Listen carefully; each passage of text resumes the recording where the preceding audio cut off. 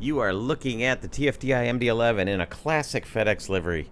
Good morning, good afternoon, good evening, wherever you are. This is CJ here. I am your classic jet sim pilot, and we're going to be recreating, or they're flying. It's not really recreating because it's still done, but it's we're going to fly a classic route in a classic plane with a classic livery, Dallas to Memphis, FedEx, the purple and white livery. Love this livery. It I don't know, just takes me back. It's a cool livery. Anyway, about an hour and 25 minutes or so flight time, and anyway, great livery, great airplane. We'll talk about some of the updates that TFDI has on the pretty near future. Some cool stuff going on, but let's get rolling, shall we?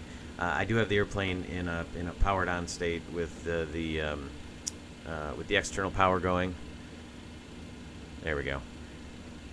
So let's start loading. Request boarding. I wish we had a FedEx option, but we don't. Although it's my understanding there was a update to GSX recently that allows some more specificity. Anyway, allows you to choose more specific ground handlers depending on where you are geographically. So that'll be interesting to see. But let's, yep, cargo doors are opening. So let's go ahead and go through the panel. Make sure we got everything the way we want it. All right, we'll turn on our IRSs. When we turn them on, that starts the cargo fire test. Everything looks good there. Test the cockpit voice recorder. We get good deflection on the needle. Hi, 12 o'clock. Ignition's off. Wipers obviously off. Fire handles are where they ought to be. Hydraulics, we got the self-test. Let's run that. We will arm the emergency power. The pneumatics are set how we want them. The fuel, we'll do the quantity test, 10.5 all the way around, and 52.4. Here, we do not want to attach the tug right quite yet. Coming across the bottom, emergency lights will arm. We will test. Hit the test button. Look for the annunciation. Thanks to Juna for calling me out on that, for not showing that on our last flight, but emergency light test pass. So that's nice. You also see the hydraulic stuff. You know, it's kind of fun. You can look at the hydraulic system when you're running the test, and you can sit and watch how it runs the pumps, opens and closes the valves as it tests out all the different configurations. Shows you that there's some, some systems depth here.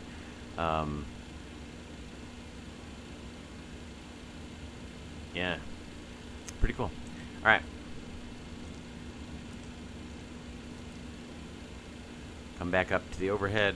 What do? We just tested the lights. We'll put the no smoky sign on auto. We'll leave the seatbelt sign off for now. We need our navs on. The beacon can remain off, and we don't have any calls pending. But we'll go ahead and reset that just out of habit. We'll do a quick jip whiz, the short Light jip whiz slow. test. Pull up. Terrain. Pull up. Pull up. Sink rate. Pull up. Terrain. Pull up. Don't sink. Don't sink. Too low. Terrain. Too low. Gear. Too low. Flaps. Too low. Terrain. Glide slope. Too low. Terrain. Caution. Terrain. Caution. Terrain. Terrain. Pull up. There you Pull go. up. Oh, that's it. There we go. Test the fire. We got the APU fire handle up there. We got the lights on the main fire handles. We got the master warnings. We getting the correct audio. We got the on the EIS the warnings, and we've got the red lights on the engine master switches, the fuel switches. So we're good to go there. LSAS and flight control systems set up there. Cabin pressure system is set how we want it. Everything's in auto. We'll turn on the windshield anti-ice. Annunciator light test. Overspeed. Make sure all go up and down each row. Make sure all the lights are lit. Overspeed. And then come down to your EIS and look for the air test. There it is. Overspeed. Air test being run. We will reset fuel use. We will reset the engine pointers just in case. We'll come back down here. We would check the oxygen mask. The static air for the instrumentation system is in its normal source. We're also, the AIS source is the captain source, source 1. We've got everything on. No unusual flags. The IRSs are aligning. Or I still have to start that process. Over here, we got all the red lights, all the warnings that we need to. The displays look good. We'll go ahead and turn on the FMC.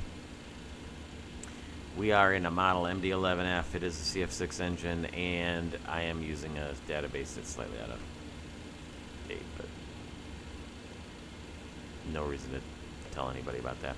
All right, initialize. Alternate 0. Today is we are FedEx 6.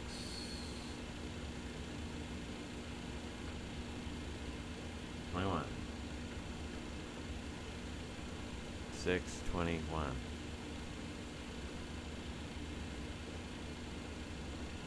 Today we'll be cruising 350. Will be our cruise altitude. No steps. It's a short flight. Our flight plan, our OFP, which I have here in my Volanta screen right now. It shows us the temperature is plus 11 over standard. So minus 54 is the standard for flight level 350. So we'll reduce that to 11 degrees warmer, which would be what, 44, 43 degrees. And the wind component is a 8-knot headwind. So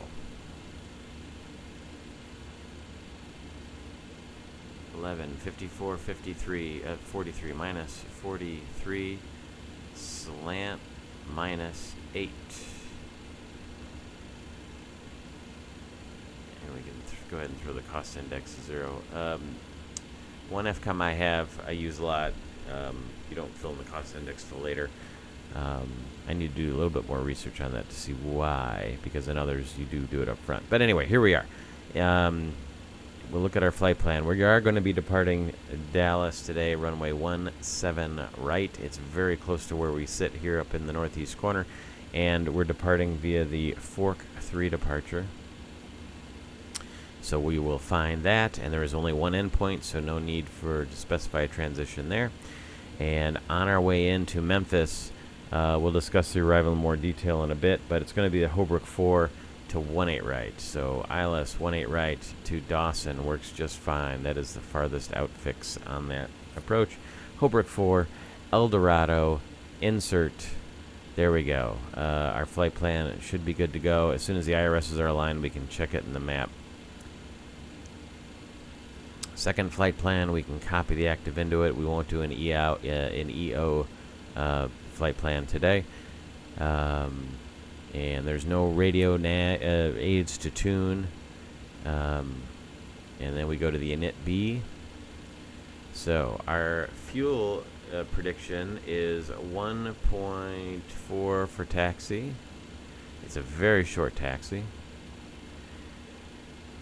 We do not do a route reserve percentage because it's a domestic flight, and we don't need to. Our alternate fuel, our alternate today is Nashville, and 12.3 is the anticipated fuel if we need to head over to Nashville. The weather is very good today at both airports.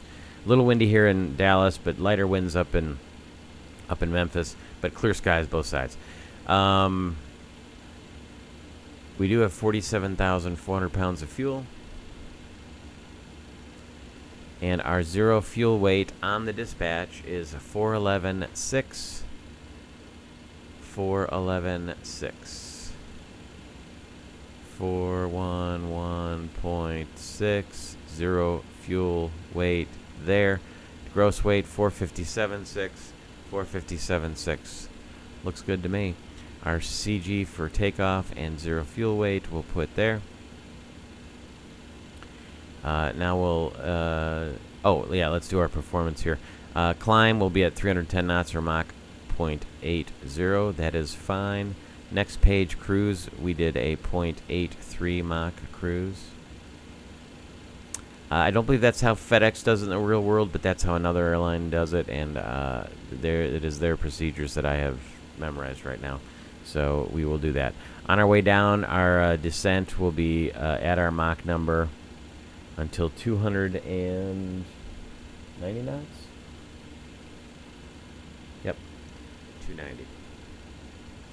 So that's our descent, and that is due to the that is on the actual star. It's a star restriction. They want you at your Mach until 290 knots. And now we'll run the performance numbers for 17 right while they finish loading the airplane. Nope, looks like they're finished. Cool. So we'll be able to go pretty much right away. 17 right. 13.4, we'll load the weather. Our takeoff weight, 457.6. 457.6. We'll let it pick the optimum flap setting for this runway, which is a pretty long runway. Yep, flap 17.1. So 58 degrees, 17.1 flaps. 17.1 flaps. I already forgot what I said. 58 degree flex. And, we got to put in the slope and everything. Slope, there is no slope. Headwind of 15 knots. So 0. Headwind 15 can go there. And then temperature outside, a balmy 34 degrees C. So 34 C, we'll put in there. The box wants to give us 32, 50, and 61. So 50 and 61 is right, but our V1 speed's a little off. So we can go to 137 on V1. So that's the only one we'll change. 137. And as a result, that will show up as white on our PFD. The other two will show up, 50 and 161, as pink because the box computed them. By the way, the FMC, typically it's just the tables. It doesn't take into account some other variables that typically the FB or your performance planning department can. So you always break the tie with the FB or what you're given in your release. Okie doke. Our V clean is important because we do not. We'll set our airspeed on the glare shield control panel to either 250 knots or V clean, whichever is higher. Let's go ahead and do that now. 250 knots works. Actually, let's start over here. Traffic data airport. Traffic data airport shown down here. 250 knots. 176 degrees is the runway heading. So we'll go ahead and just put that in. Just have it. You don't really have to in this plane.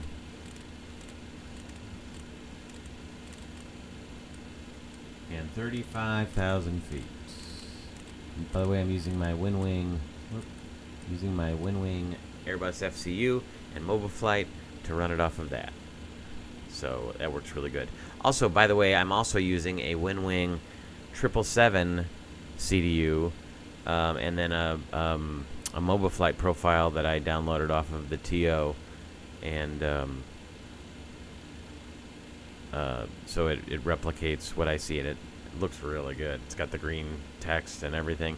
Now the 777 McDo is a little bit, or CDU is a little bit different than the McDonnell Douglas, but it's pretty close. Today's my first flight trying that out, so we'll give it a shot. All right, 1,000 feet is going to be our altitudes for the climb thrust and acceleration. The airport elevation, the official airport elevation is 606, so 1606. They have 1,500 feet in here. 1606 and 1606. Engine out acceleration, we want to get up to our MSA. which is 3,600 feet. So let's call it 3,600, so we can get to altitude as quickly as possible and then accelerate. All right, we got the box checked. Let's clear that message out. We can also go to TO on the brakes. 17.1. By the way, I got a mouse that has the free scrolling. If you don't have one, that's key. It's key, especially for airplanes like the Boeings and the MD-11 here, where you can do a lot of scrolling if you're not careful. Okay. The weather at DFNW. Oh, there's somebody online now. Oh, there's a ground controller. All right, cool. 2165. We'll have to tune to that and get our clearance now.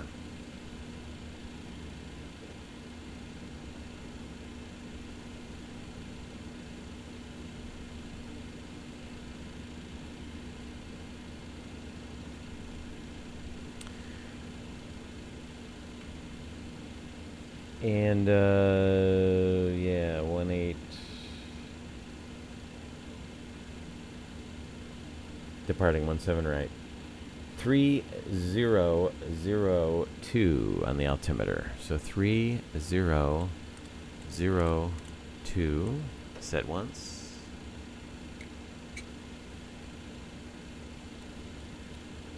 KDFW Ground American 2387. Set twice. We have Whiskey I far to San Set 3 Francisco. times.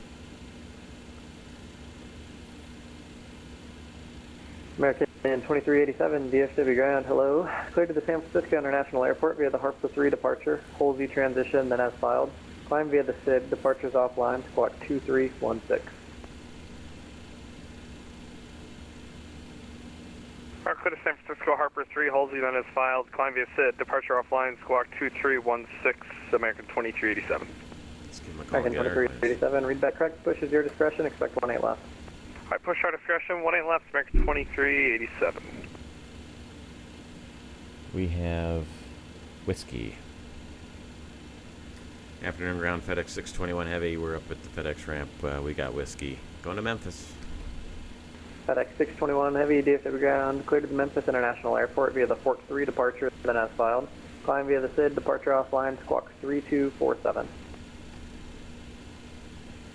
Fork 3, then S filed. Climb via the SID and flight level 350 and departures offline. 3247 is the squawk for FedEx 621 Heavy.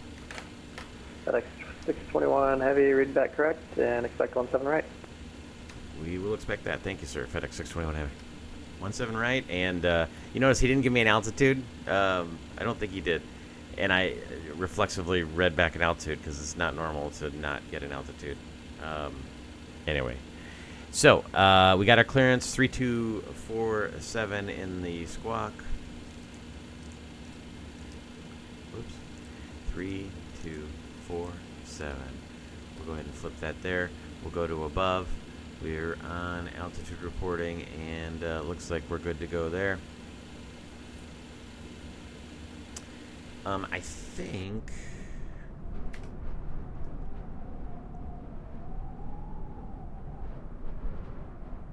Yeah. So see this line? It looks like a runway hold short line, if you're familiar with those. But that is what separates a movement area from a non-movement area. So the solid line, right, means you can't cross the solid line. So we are in a non-movement area. So we should be able to push back at our own discretion here because that is not an active taxiway. And there should be another line over here somewhere for that taxiway too. But yeah, we're going to be coming out here, and so we should be able to push back and everything. All right, we're all loaded up. Let's go ahead and go through our before start checklist, and we'll go all the way through. Aircraft log has revealed fuel quantities 47.4. 47.4 is on the airplane. Oxygen pressures checked. IRSs are aligned. We got good there. Sentinel aircraft DFW departure radius information. X-rays now current. Wind to 180 at 15. Gust 25. Altimeter 3001. 3001. Cool. Altimeters are set. 3001 status page is checked. Takeoff warning. Did I miss the panel or the center console? Flaps, Flat. slats, Flap. flaps, Flat. slats. Flap. Oh, I don't have the brake set. That's all right. Don't have the brake set. Let's go ahead and set that just to make sure that that is working the way it should. All right, so we bring the number 1 up and test for the config. Then we bring 2 and 3 up. Flap. Flat. Brake. Brakes, there it is. And the reason you bring 2 and 3 up is because there is no config warning in 3, but you are checking range of motion. So 1, Flap. and then 2 and 3 up. Flat.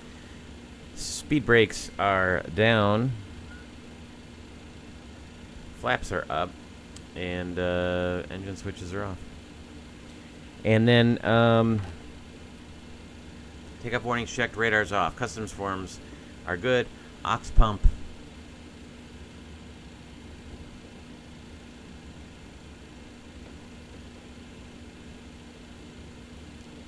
is on. You can turn it on up there, or you can turn it on here. I think most flight crews do it down here, but just to be different. Takeoff data has been briefed. Parking brake is set. Windows are closed. Doors are closed. Yep, no door annunciators. Beacon is coming on. And ignition. Today is an even day, so we'll go with 2. All right, let's fire up.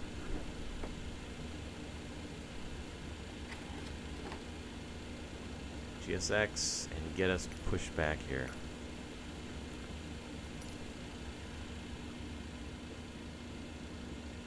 Ground American 2387, ready to taxi. American Here she 2387, comes. DFW ground, runway 18 left, taxi Here via he Kilo comes. Zulu, Foxtrot, Whiskey Hotel. And we are ready to push whenever Runway 18 they left are. via Kilo Zulu, Foxtrot, Whiskey Hotel, American 2387.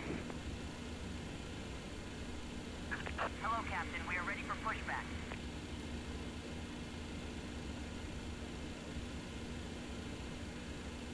Verify all doors and hatches are closed. Nose pin is in. And my brakes are set. Fort Worth ground, good afternoon. American 1322, we're down and clear 18 right on the Echo 3. American 1322, DFW ground, welcome, safe parking. We are heading to gate Delta 34, Delta 34. American 1322, DFW ground, cross runway 18 left at Golf 8, taxi to parking via Golf, good night. All right, we'll cross 18 left at Golf 8, Golf to the ramp for 1322, safe.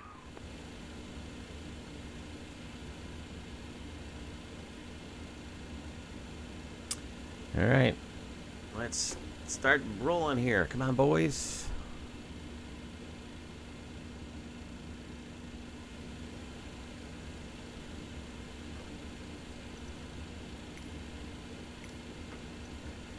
Nope.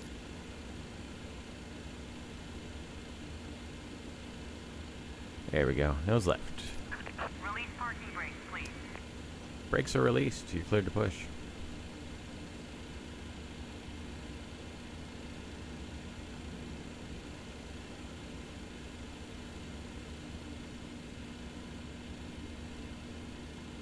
Oh. That's probably why. Let's try this again. Let's turn on the APU. I got so excited to get the heck out of here. That means I'm buying drinks at the hotel. Well, that's not embarrassing. Here comes the APU. And then we can remove the chocks and then they'll be ready to go. Oy vey. I've been away for a few days. Haven't flown for a couple of days. And that's my excuse. Sticking to it. In the real world, I wouldn't notice because it'd be about 6,000 degrees in the cockpit. Alright, APU power is established. I can lose the external power. We'll go ahead and turn the bleed on. Now we will disconnect the GPU and we will remove the quick chocks. Commencing push. All engines clear. There we go. Now we're cooking with gas and oil. Starting the pushback. All right. Ignition selected. We've got bleed. We've got power.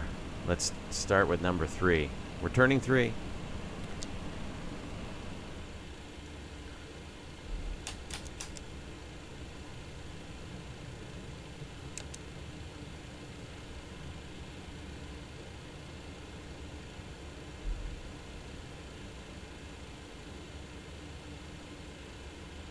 We'll look for max motoring.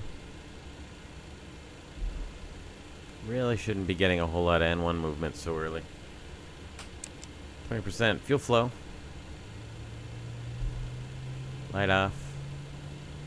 Watching that EGT for a hot start. Watching N1 for the hung start.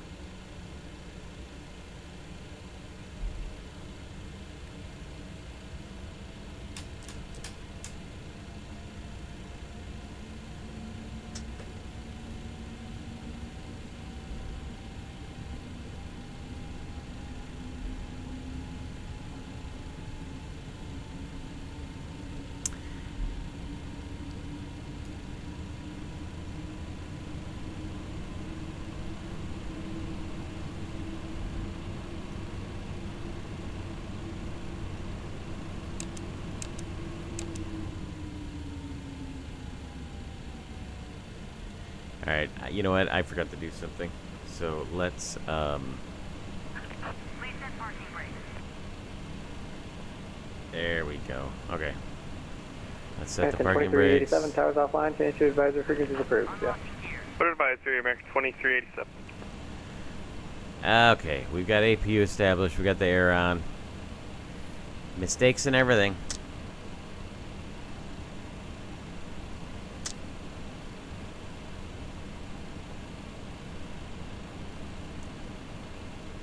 Got the ignition on. B, here we go. Now let's start 3. So what had happened was I started pushing back and I hadn't activated my ACARs for the virtual airline. We're doing this flight today on virtual FedEx. We'll talk more about that in a bit as well. Tow truck disconnected. Bypass pin removed. Now we'll bring up engine 3. Left is Never clear. pays to be in a Right is hurry. clear. Looking for max motoring, which in this airplane comes around 25.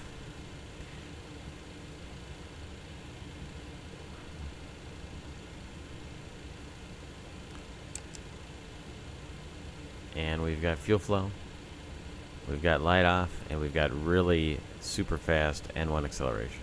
We've also got oil pressure. Watching that EGT for the hot start, N1 for the hung start. There's our flag. We'll flash our taxi lights.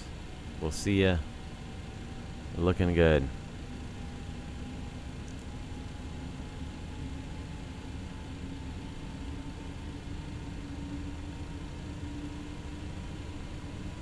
Start valve is closed. Let's turn number 1.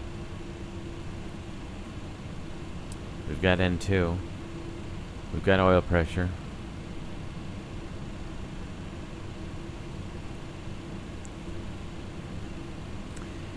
We'll start all 3 engines because we have such a short taxi. Normally I'll start the 2 and then we'll taxi on 2, and then when we 3 minutes or so from departure we'll start the number 2 engine. But today, since the taxi is only a couple minutes long, we'll go ahead and start all 3.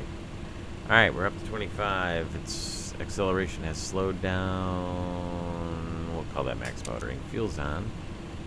We've got fuel flow. We've got a light off. We've got N1. Hot start on the EGT. Hung start at N1. We've got good oil pressure.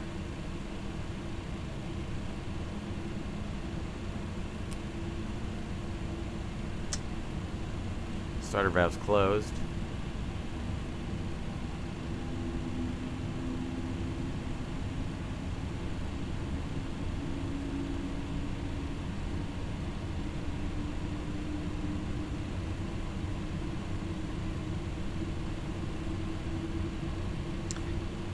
Looks Looks like a good start to me. 2468, 2, 4, 6, and the engine oil comes down because it eats up the oil once it's flowing. The quantity indicator comes down. All right, turning number 2.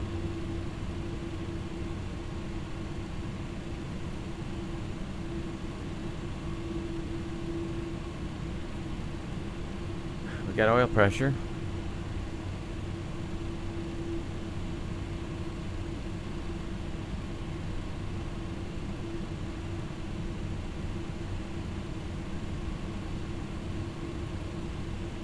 Now also what should be happening is the engine motors, the EGT should be coming down a little bit because the air it's pulling through the engine is going to be cooler than that 54 degrees. Here's 25.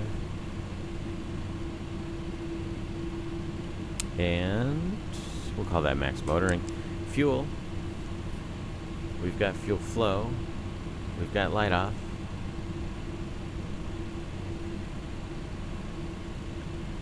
Oil pressure's coming up. Also, the oil temp's coming up really fast, too. There's 45% into the cutoff. Starter valve closes. The ignition is turned off. And now the engine's accelerating on its own. Looks to me like we're going to have 3 good starts.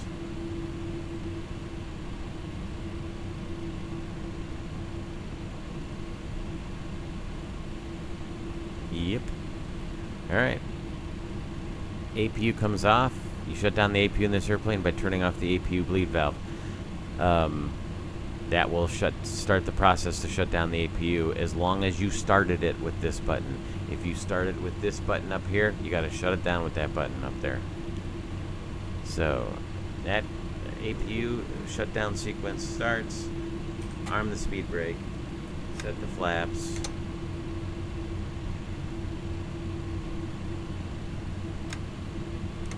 Flaps go to 17. Here they come, looking out the little porthole.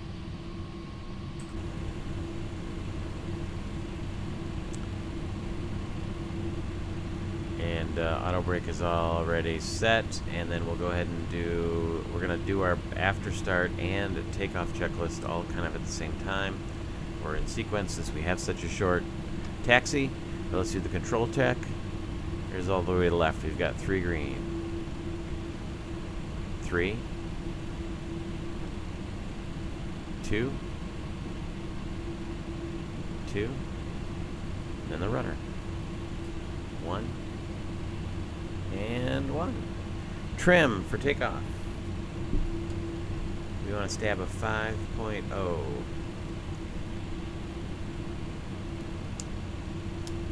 5.0 it is. Let's see if I can refine. Okay. Control check's good.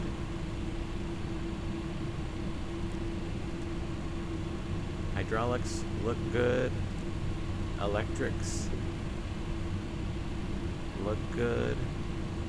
Pneumatics excellent. Fuel is how we want it. Config we did, and nothing on the status page except for the DFDR. After start checklist, anti-ice is off, APU is off, electrical panel is checked. DFW ground, welcome, safe parking. And see how the APU has shut itself off? We would prefer... Electrical panel is checked. Before takeoff, flaps 17 is set. American 60 heavy, DFW ground, cross runway 18 left. Spoilers are armed, 8, flight controls are checked.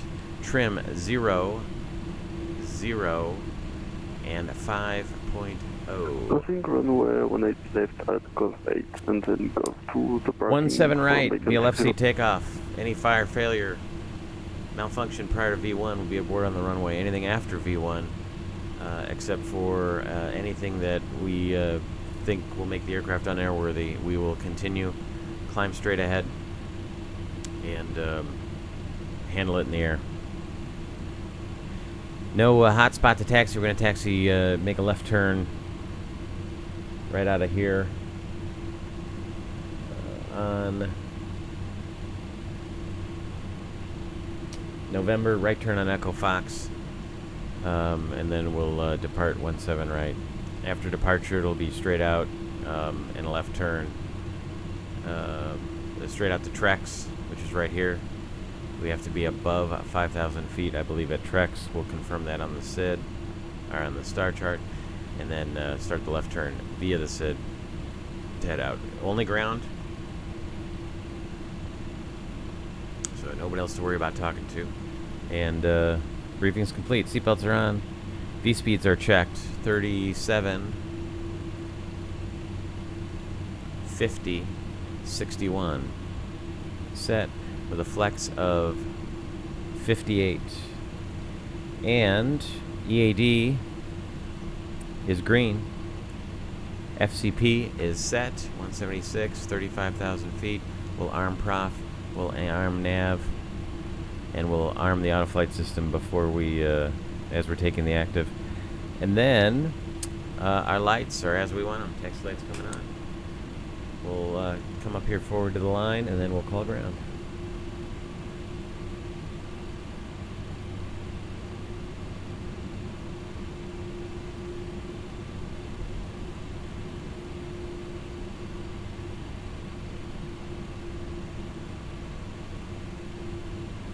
Ground FedEx 621 Heavy coming out of the North Cargo at November, ready to taxi. FedEx 621 Heavy, DFW ground, runway 17 right, taxi via November, Echo Foxtrot, hold short 17 center. November Echo Fox to 17 right, we'll hold short of 17 center for FedEx 621 Heavy. Alright, left turn out of here on November, it'll be a right turn right away on Echo Fox, and we'll hold short at the center. Couple things to remember taxiing this MD-11. Number one is you have to oversteer. That nose wheel is way behind you. The second thing is you have to lead into the turn gently with the nose wheel steering. Otherwise, you'll just scrub that nose wheel and you won't turn. I look at the TFDI forums all the time. People complaining about how this airplane won't turn. Well, it's because they're feeding in too much nose wheel steering too quickly. And if you're using a joystick that doesn't have a lot of range of motion, right, on that Z-axis, I suggest leading your turns with the rudder pedals, because rudder pedals typically have more range of motion. FedEx 621 Heavy, cross runway 17 center at Echo Foxtrot, finish advisor frequencies approved today. Alright, we'll cross center at Echo Fox and go to advisory, FedEx 621 Heavy. Thanks. Yeah, my push-to-talk switch is acting funny. I love my Thrustmaster Boeing yoke, but the buttons are starting to act goofy. So I'm going to pull up here, switch back to, we got to switch my push-to-talk button, and then we'll be good to go. But let's cross the runway. Lights are coming on. I have my lights bound to my Honeycomb Bravo. Some of the switches. American 6038.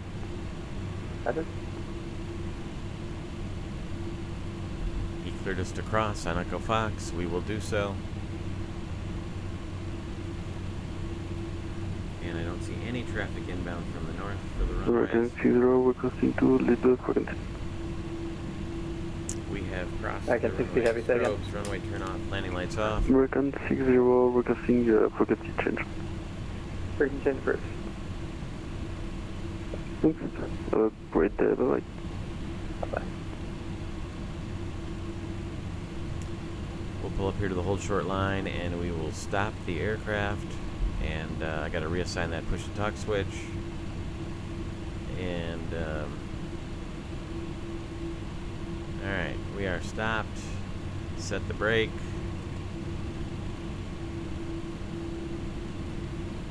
And CTAF.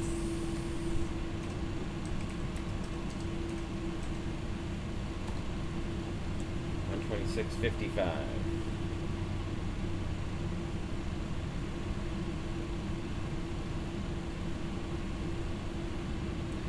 I also have a Logitech radio panel. That's how I set my radios. So I set it to 126.55 is the CTAF frequency, and then 122.8 for when we'll go to Unicom shortly after departing. I got to reassign the go to settings, push to talk, set new push to talk key, set different, okay.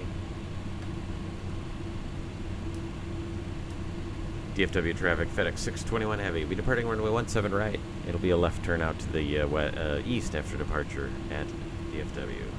Alright. Before takeoff checklist below the line is complete. Here we go. As I'm making the turn, we'll arm the auto throttle. And we'll be ready to go.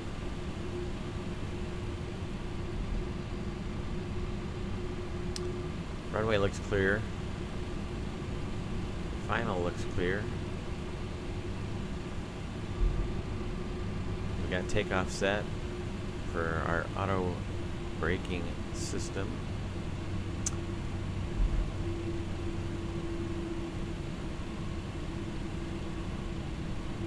Again, slow in the turn and a big oversteer. That may not have even been big enough. Keep it moving. Don't stop.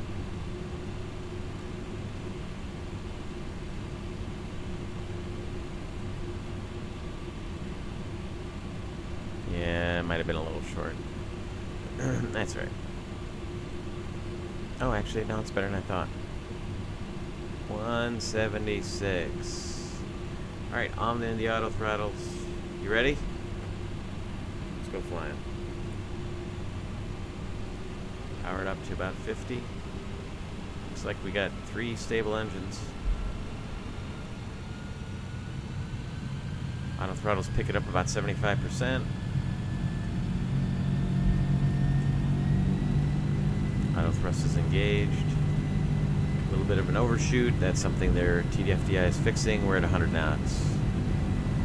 We are light, so we're going to be a rocket ship out of here. There's V1. Rotate.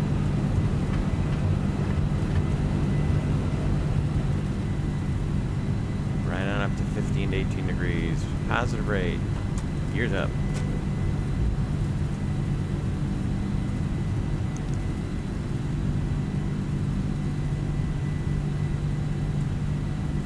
How's that for a nice healthy rate of climb? Alright, we're at our acceleration altitude. Nose is coming down.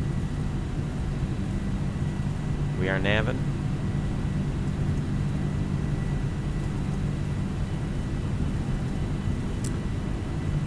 Flaps up. Flaps are up.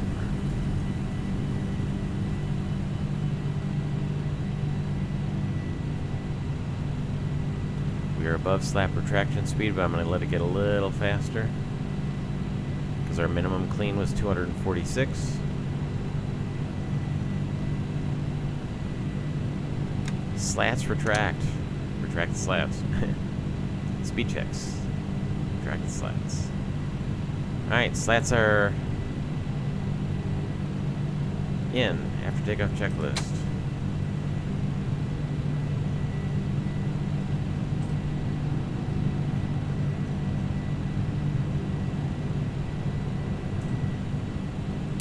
After takeoff checklist, landing gear is up and lights out. Flaps and slats up and retracted. Spoilers disarmed. Auto brakes off. Stabilizer motion. Flap takeoff selectors at 15. EAD is checked.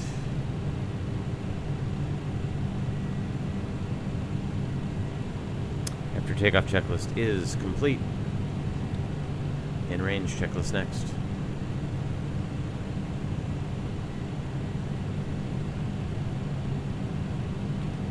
And away we go. We'll switch over to Unicom. Memphis Center is on. 3255. We'll set that up because they'll want to talk to us here shortly.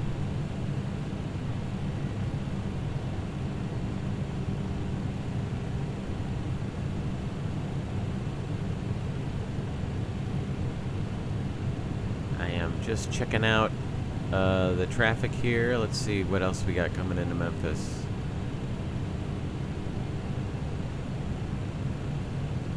Four inbound. Looks like could be the first one in. But there's a couple of us coming in about the same time. All right, cool. In the meantime,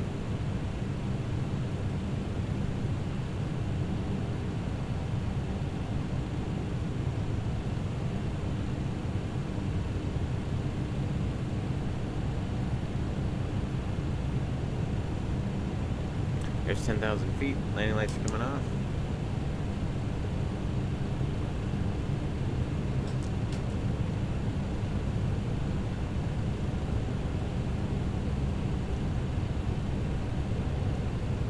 Coming up on Jolene.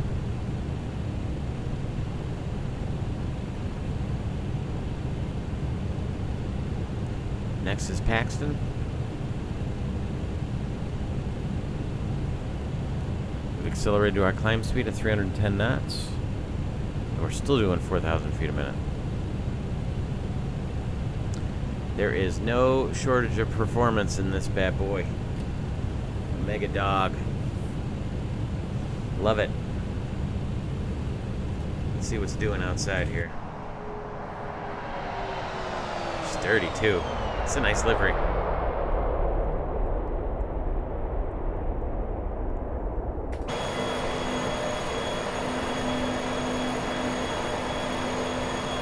It's Dallas Executive Airport, right off the left wing there. There's DFW, where we just departed from.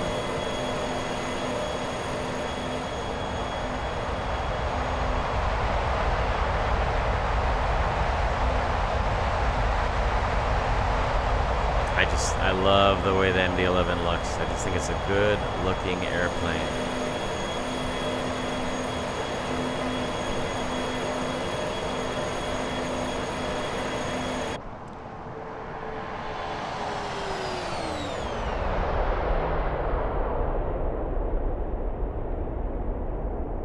Pretty cool, huh?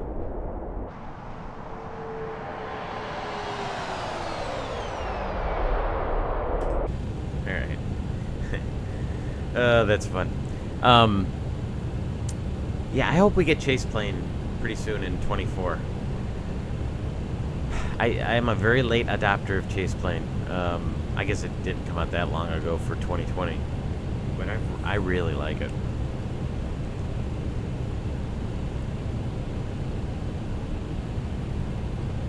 Really like it. Alright, we're coming up on 18,000 feet. Should be our switch over.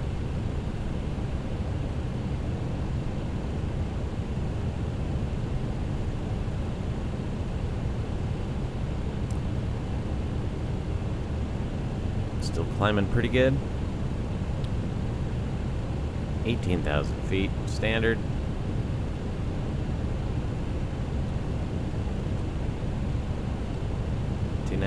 Two 18.2 now.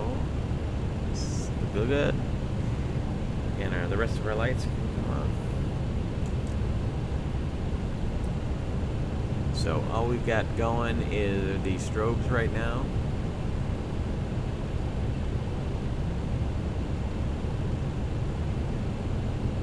Otherwise, everything's dark. Windshield heat's on.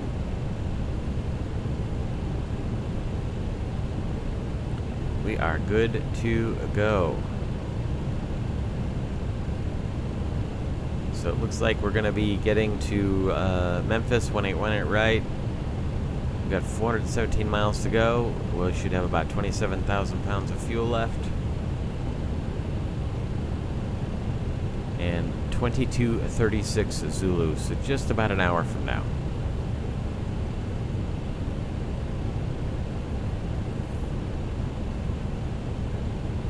Let's look at the SID again.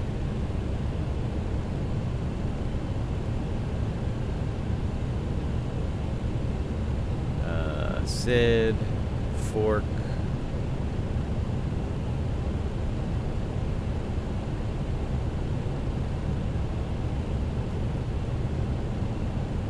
We are coming up on Hannah, right here, Lying, and then Fork. No altitude restrictions out here. We are all good. We can turn off our terrain radar. We can turn on our weather radar if we'd like to. Looks like there's some spotty showers starting to pop up in the afternoon here. So let's go WX plus T. And let's bring the range out a little bit. Gets pretty cluttered with all the airports. You can see that's where we're going to hit flight level 350. And we're 8 minutes from departure, and we're coming up on we're just passing through 23,000 feet. So that's pretty good. Pretty good. Watching North Texas go by.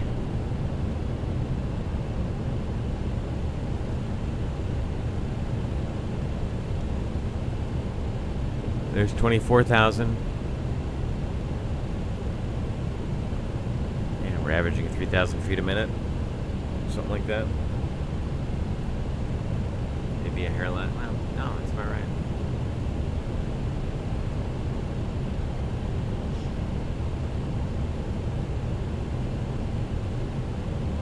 Alrighty.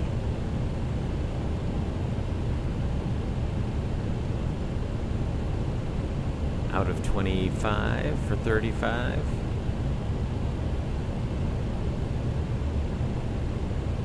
I'll tell you what, this was one of the airplanes that at first I wasn't all that excited about, and I'm not sure why. Other than, you know, as a lover of classic jets, I guess I was kind of hoping that we'd have a DC-10 first. And that's why I didn't get in on it early when they sold the collector's edition to the first, I think it was 1,000 copies. But then it came out, and I got it. I watched a couple YouTube videos watching people fly it, and it was rough. But there was something about it. Well, there were a couple of reasons. Number one, I thought there was something about it. I thought it had, even though it was kind of rough when it got released, I thought it had a lot of promise. And the second thing is, I really enjoy recreating FedEx ops. And if you're going to recreate FedEx ops, you need to have an MD-11, you need to have an Airbus A300, 600, and the 777. And I think it's cool that they're still flying the MD-11 and the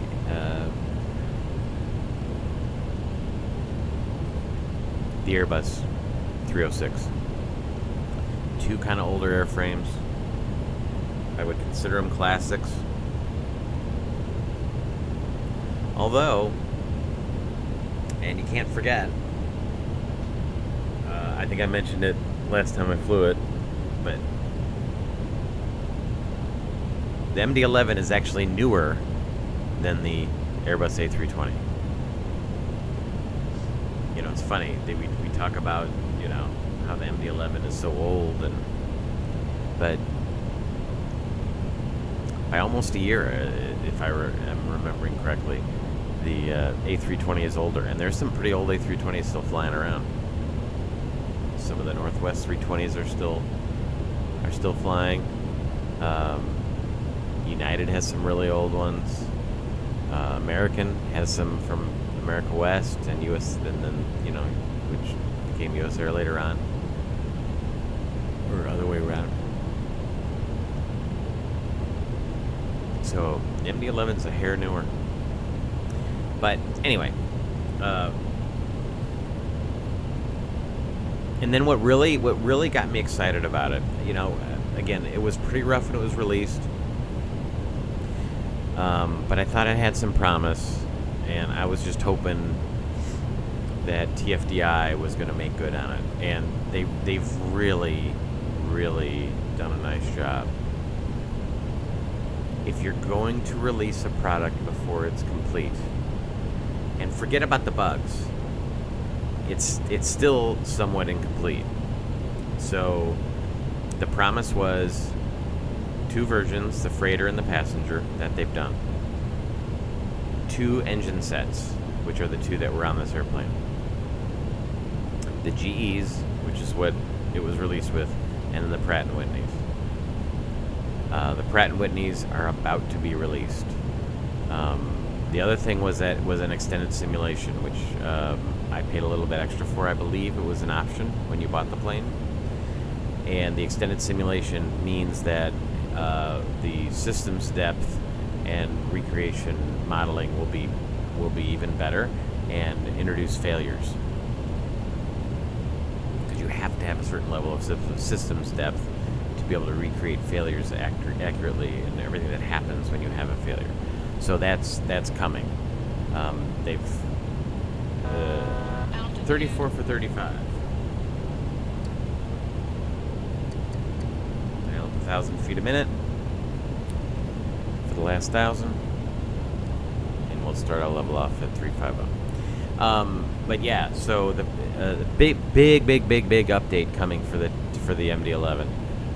It is in the hands of the collector's edition folks, I believe, as I film this, and which means it should be out pretty soon, and it will have the Pratt & Whitneys,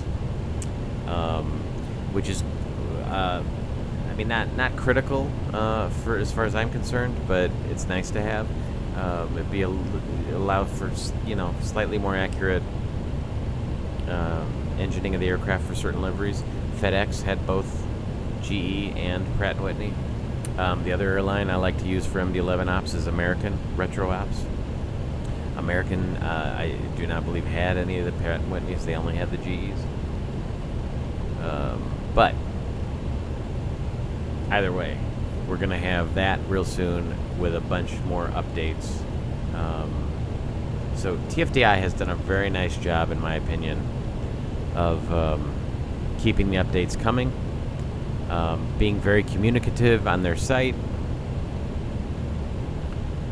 Just really been impressed with them as how they've handled it. So if you're going to release an incomplete product, I think TFDI has done it the right way.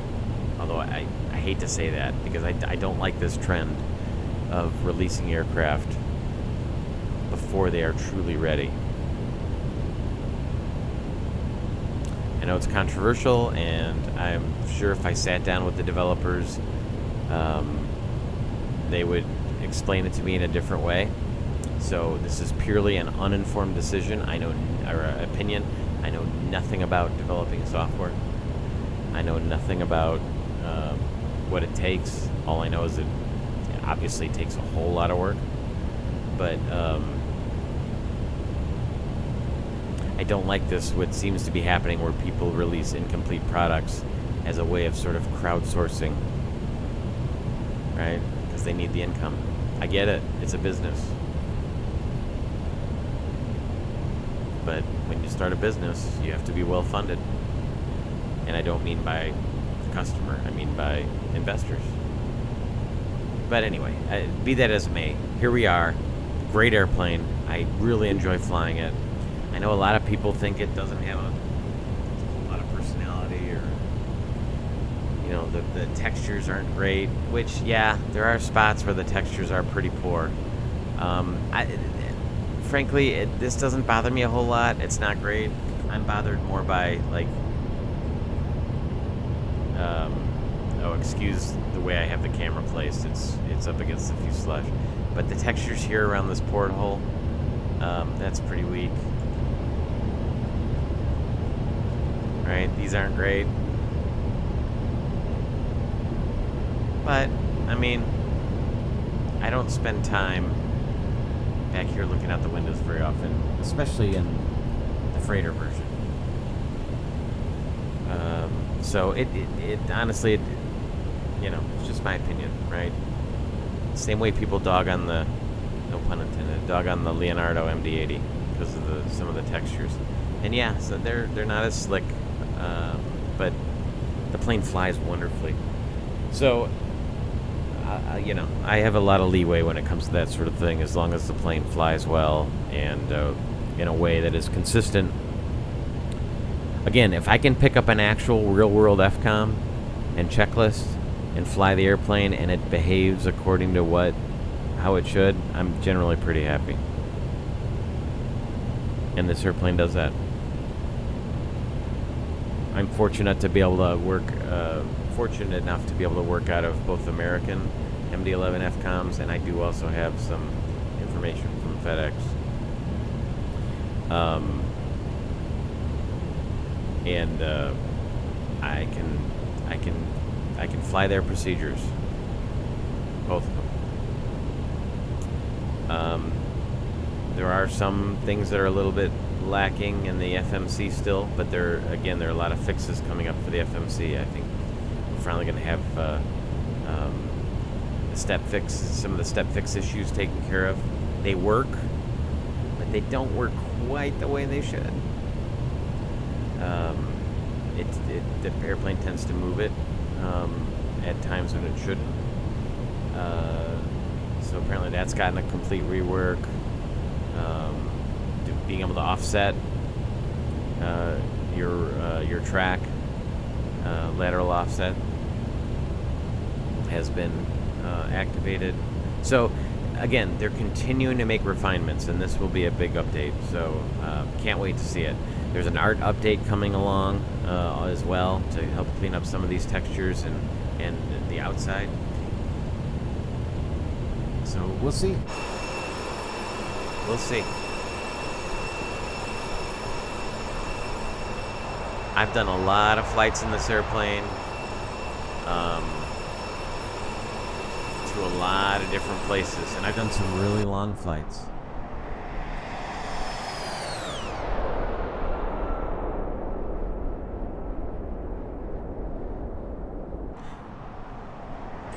And it performs awfully well. I have no problem flying this on VATSIM. I have no problem flying this, to Japan, to Europe, wherever it would go in real life. The performance and even the fuel burn, and there's been a lot of controversy about the fuel burns. The actual airplane fuel burn I have found to be fairly accurate. Now the FMC does some wonky predictions up early in the flight, but even that's improved quite a bit now that it's downloading winds aloft information correctly. Which reminds me, we do need to put in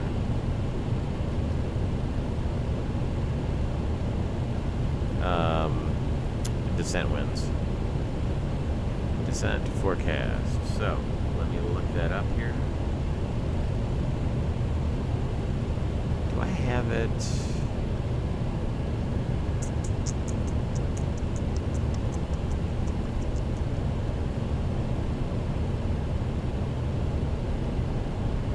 No.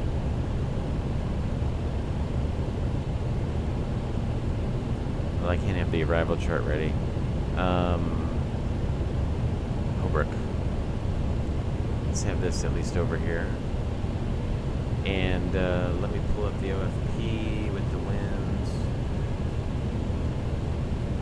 Loft. And we're at 350, so what I'll do is I'll pull the numbers out of 350, 200, 100, and then the surface winds at Memphis. So, at 350, the winds are 105 at 16 knots.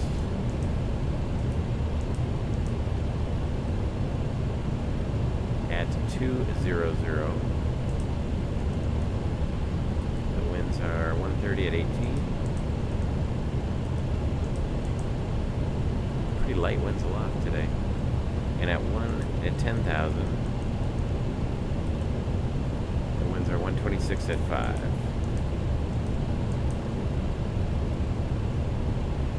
And at Memphis,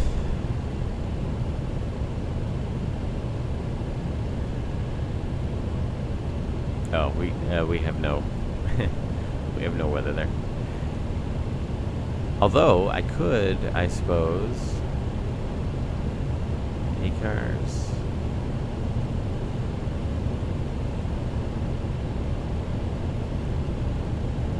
I don't use the ACARS in this, or I haven't in a while.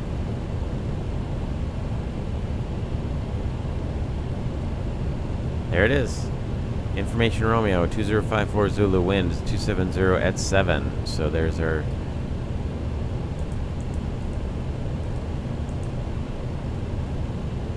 And the temperature is 34. So we'll put 34. Excellent. Let's insert that. Return to perf mode. Return to progress. Here we go. All right. So, it has a very good ACAR system. It's fun to use. It has all the quirks that the actual MD-11 had, in that you can't actually read ACAR's messages down here in the third McDo, which is kind of ideal. You have to access it here, but it works. It works, and it integrates with Hoppy quite well. Like I said, I've done a lot of flying, transcontinental flying in this airplane, yeah, everything. It works the way it should. So it's pretty cool.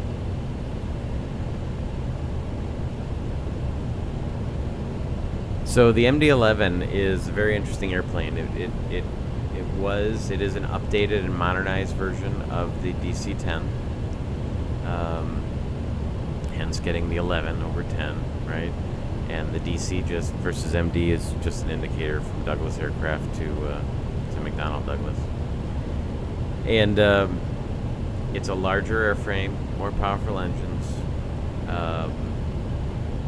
Cosmetically, you're going to be hard. It can be kind of tricky to tell the difference between the two, but one of the main, although I'm sure there's more subtle differences, but winglets and the MD-11 has this bulge. See how it's straight, and then there's a little bulge here. The DC-10 is straight; it doesn't have the bulge. So that to me are two of the easy ways to quickly tell the difference whether it's a DC-10 or an MD-11. Some models of the 10 do not have the third landing gear, the center gear. But like I don't believe the DC-10-10 does. I think the 30 does. And then, of course, the MD-11 does. Yeah, but there's no way around it. The thing that really seems to have killed the MD-11 is the third engine, right? Again, it came out right around the same time as, this revolution in air travel where more engines didn't necessarily mean better anymore. Reliability of engines had skyrocketed, and if two engines are just as reliable as three, why do you want the extra expense as an airline of operating that third engine? And that's ultimately what did it in. Now, it has enjoyed a great second life as a cargo carrier because it hauls a lot of cargo. Here in the U.S., there are 3 airlines that are still flying it for cargo. FedEx, UPS, and then World Airways. So there's still a lot of them out there flying. Even though I would put it in the classic category, just like the A320 really is. Okay, so we're coming up in El Dorado, which is the start of our star. Oh, I'm at the center when I'm flying. Womp womp. That's a bummer. So what's the CTAF for KMEM? 119.7. We'll get that ready.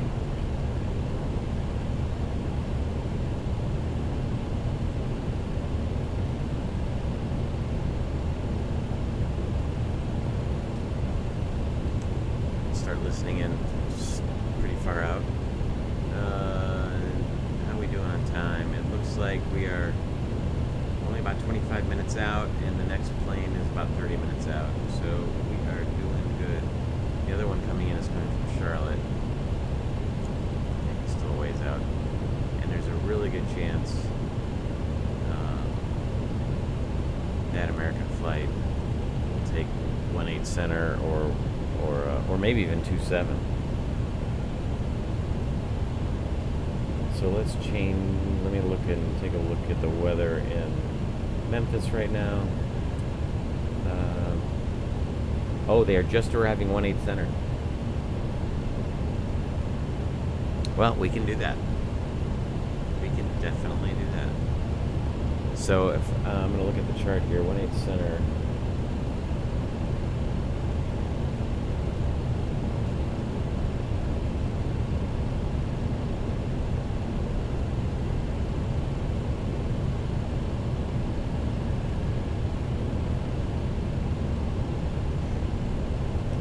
And we'll go down to the McDo.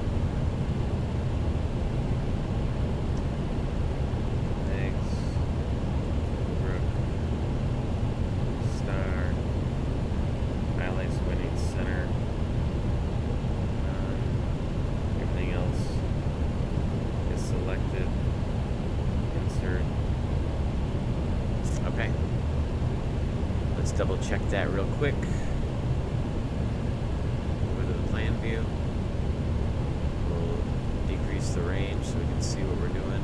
So we're at Fork, which we've already passed.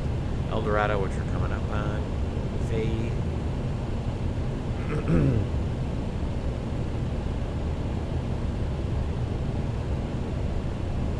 Otis has our first restriction. There's our top of descent.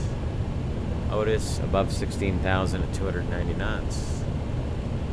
Holbrook below 210 at 280 knots.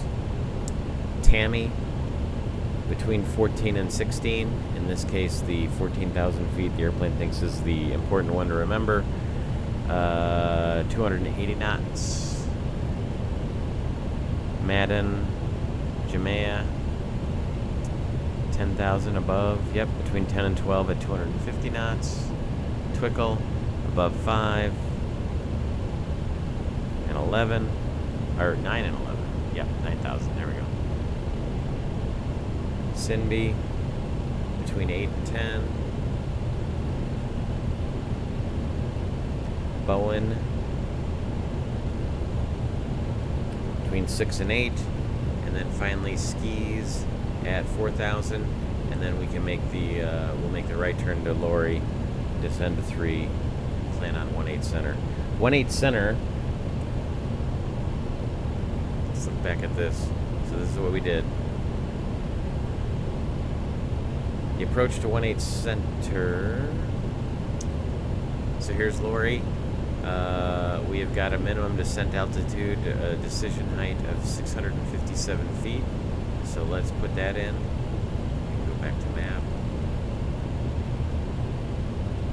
Barrow. What did I say? 657? Yep.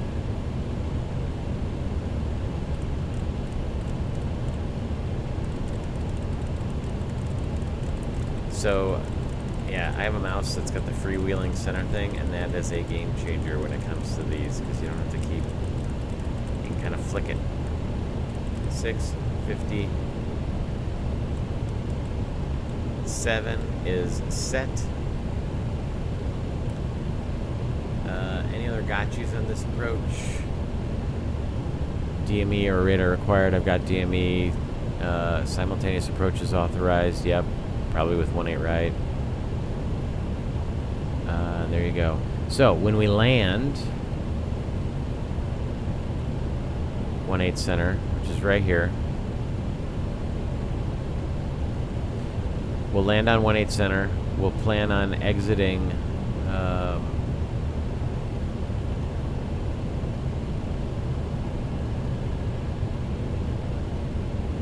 probably on Sierra. Victor. There's no notes here that have anything to do with Sierra.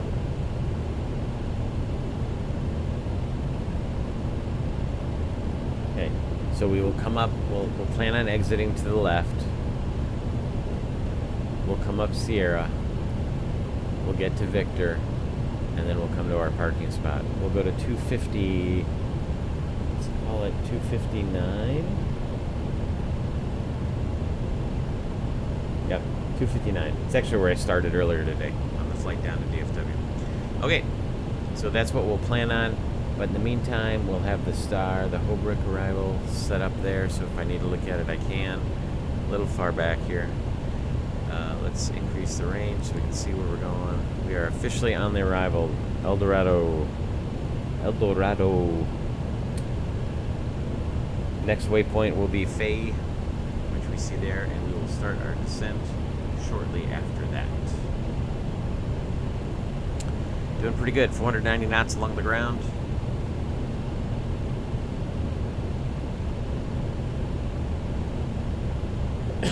Excuse me.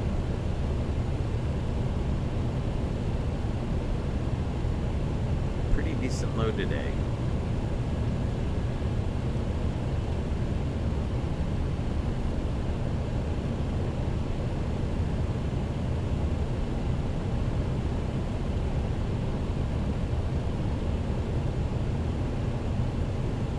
Yeah, 457,000 pounds on takeoff. We don't have much fuel. You know, 47,000 pounds of fuel is not much for this airplane because we're not going very far, obviously. 154,000 pounds of payload today. We've got 4 packs, so we have 4 supernumeraries sitting in back. Obviously, catching a ride to Memphis, probably other company pilots.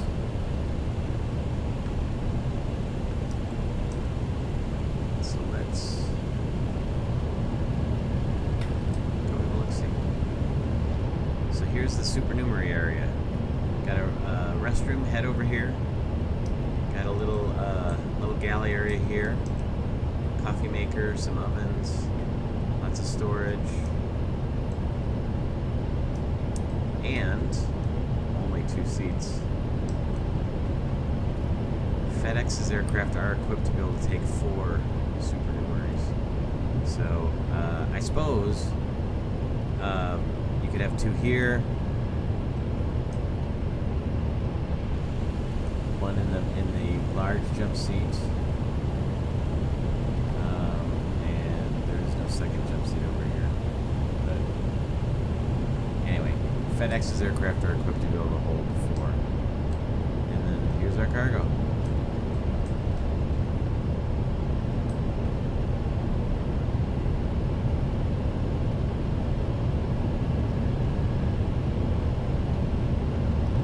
Walk back, see if there's anything interesting back here in the cargo hold. Looks like just pretty much pallets to me.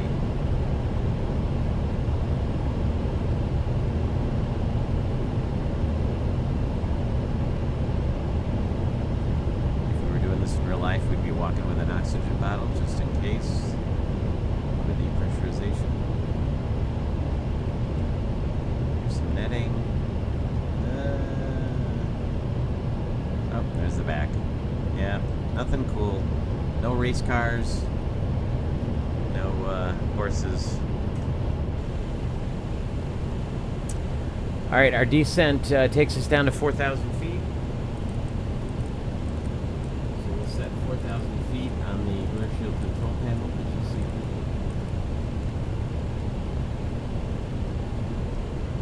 And since there is nobody online, we'll just go ahead and start descent when it's ready to.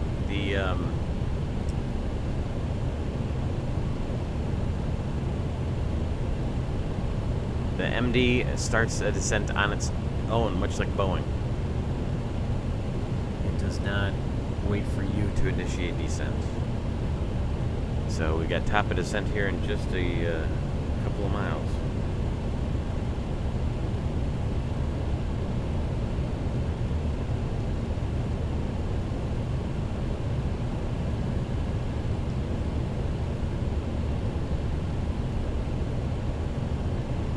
8 miles after Faye. So we got 19 miles and then 8 miles, so about 30 miles top of descent. I'm going to step away for just a second.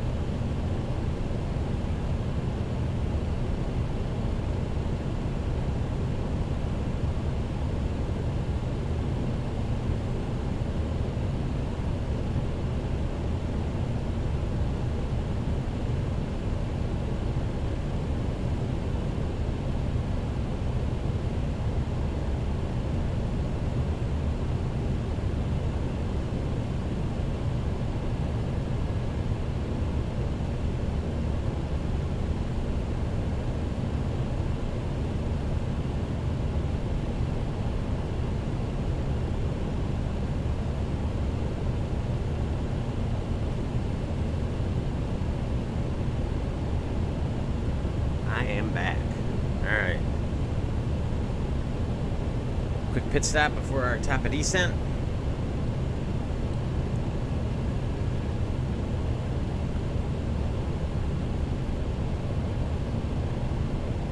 Yeah, I'm making up a lot of time on this other inbound aircraft. I'm sure he's quite a bit slower than I am.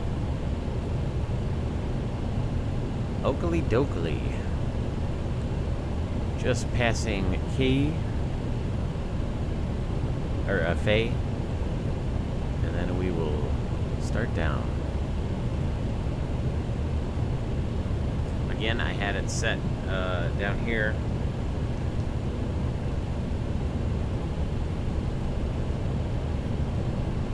Our descent will hold our cruise Mach of 8.3 until we get to 290 knots per the star instructions. And then we've got our winds aloft, so it should be calculating more accurate times. Still 20. Well, we made up about 3 minutes. So we were originally 23:36, so we're hovering around 34, 33. 140 miles to go.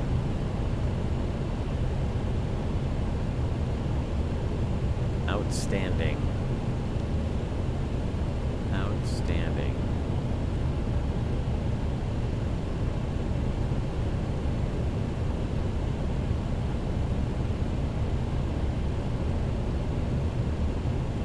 Alright, top of descent here in just a minute. We'll look for the notice how it says profile mode to 4,000 feet because we put in the bottom of the descent. And we should see a flash here to indicate that the top of descent is about to commence. Vertical alert, and there's our vert, and here we go, down we go. I'm guessing they've cleaned this up a little bit in the updates.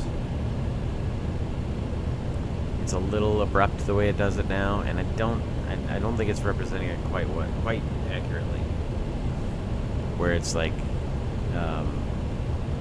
you sort of push over right away, as opposed to being able to watch it come down, watch the vertical deviation indicator come alive, watch it come down, and then meet it.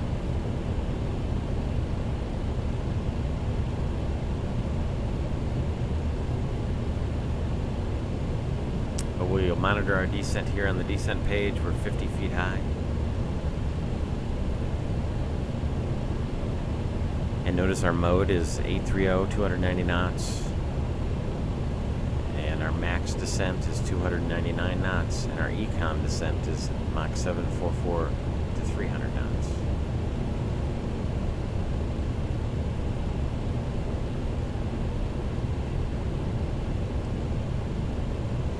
Alright, our first restriction, Otis, 290 knots at 1/6 above 16,000. Be no problem.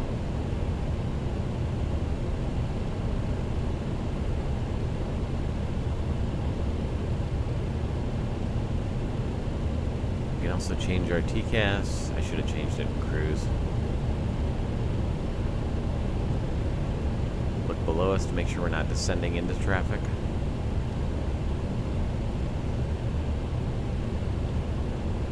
It's also a good idea, and some SOPs have you put it on below when you're at cruise altitude in case you need to make an emergency descent. It allows you to look farther below you than when you're in the sort of the normal mode. And if you need to descend in a hurry, it's obviously nice to know if there's any conflicting traffic sooner than later. So there we are. Just crossed Otis, and I'm not sure why it leveled off because we're already at 290 knots. So we'll see what it does. But we're on track. We are right on our descent path.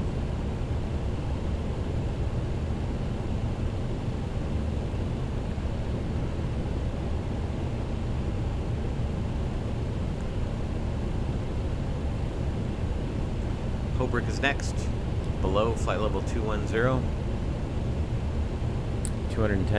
280 knots. We need to go from 28 to 21, 7,021 miles, and we're at 22 miles, so we're doing good.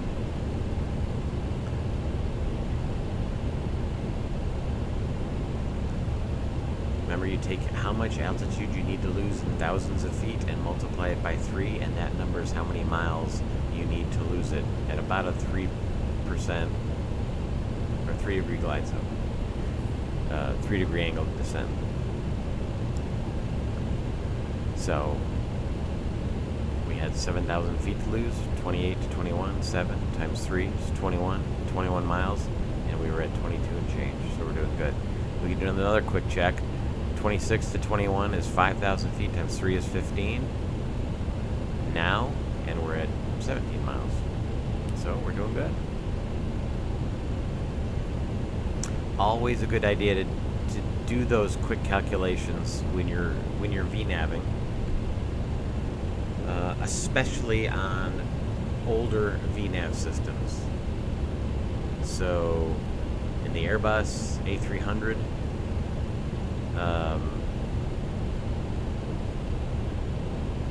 in the MD-80, in those sort of first generation VNav systems, they're notoriously inaccurate when computing, making those restrictions. So you want to stay ahead of the airplane.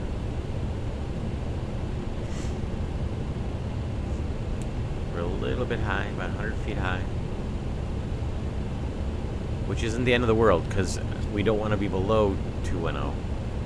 That's the minimum. Or what am I saying? We do need to be below. So being high could be a problem, but now the airplane's catching us back up. All right. We will decrease the range a little bit. The screen was getting a little cluttered. Let me throw on airports here just for a second.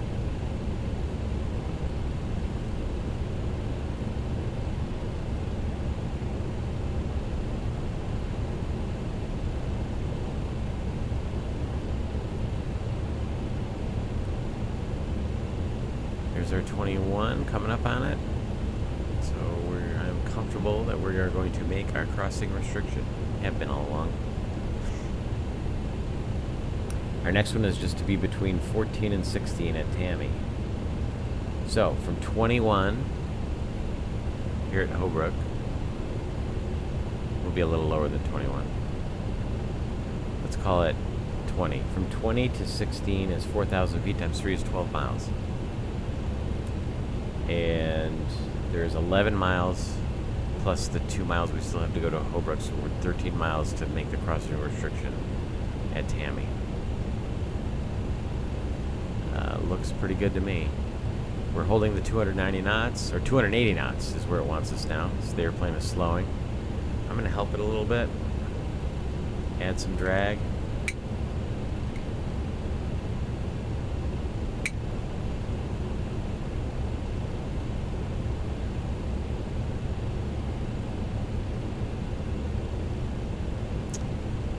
The airplane should be slowing down.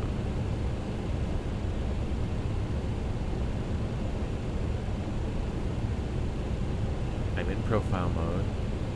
I'm in nav. There we go. 208 knots. It wasn't an FMC speed.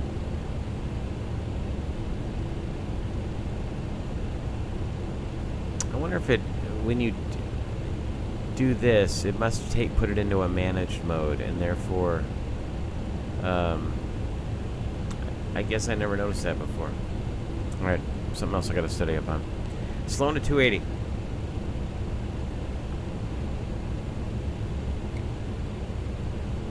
Bring the spoilers in.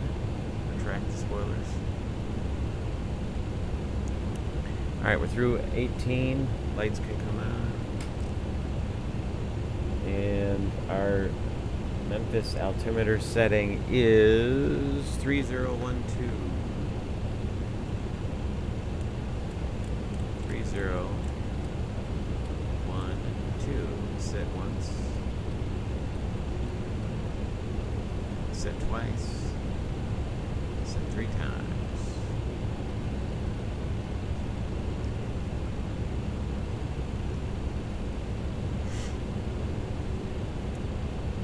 Alright, we made Tammy between 16 and 14. Our next restriction is Jamaica at 250 knots between 12 and 10.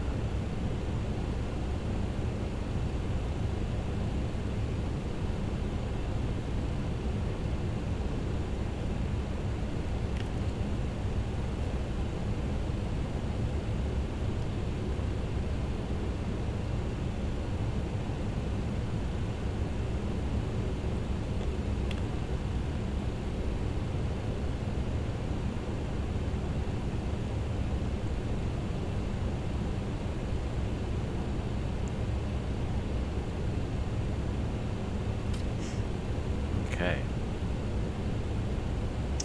We have got, we got to be below 12. We're at 15. We've got 3,000 times 3 is 9. And it's 9 miles from Madden to Jamaica, so we're doing fine. Notice we're not, our descent profile isn't quite as steep on this leg.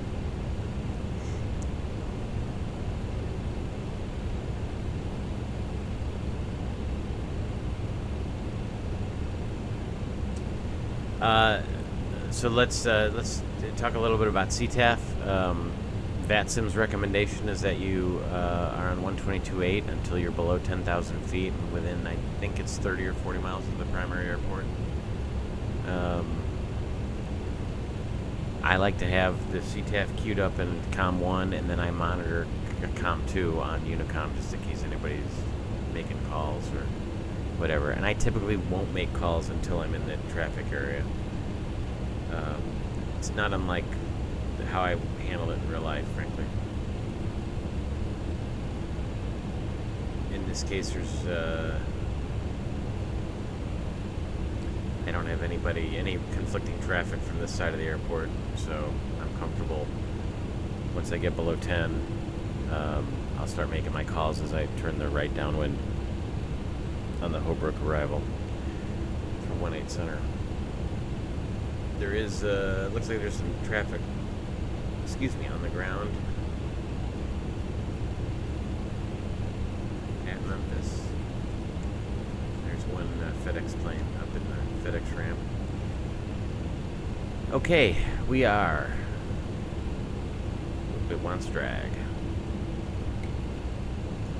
Let's give it some drag. It wants to slow down to 250.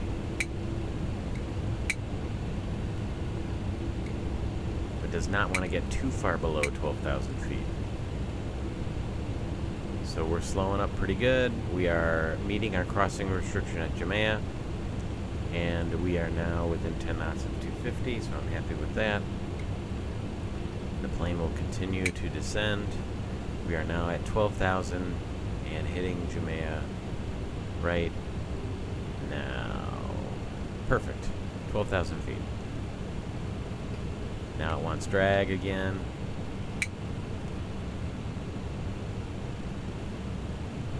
Got behind a little bit. That's one of the, one of the things they're fixing in this update is the response of the throttle, the auto throttles. So you notice how I let it get behind, and now the throttles are coming way up to get me back to the 250. the real auto throttles, you know, right? The systems can sense those trends and respond a little bit more accurately. But that's okay. That's why you monitor, frankly. I love it when the, you know, a VATSIM controller says something to an airplane that they're not doing what they should, and they blame the autopilot. No. You are the pilot in command. If it's doing something you don't like, take over. All right, Twickle is next. Twickle between 11 and 9.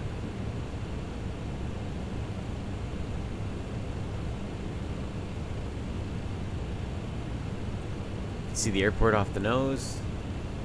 In real life, I would probably go ahead and call it. And in real life, I would probably accept a visual approach as soon as they could give it to me if there was no traffic. And just turn the downwind and bring it around. It's difficult to do on the sim because you don't. It's very difficult to constantly be changing views, and it's also tough because it would put me on the right downwind, and I'm on the left side of the aircraft, right? So I can't see very well. So I'm just going to continue with the arrival and the instrument approach. All right, crossing Twickle below 11, above 9. Our next one is Sinby. It wants drag, no doubt, because it needs to slow down to 210 knots. I'm going to help it with some slats here in a second.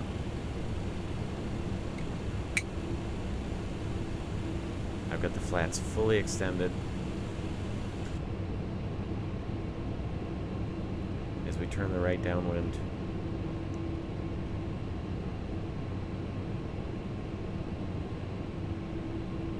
There's the airport.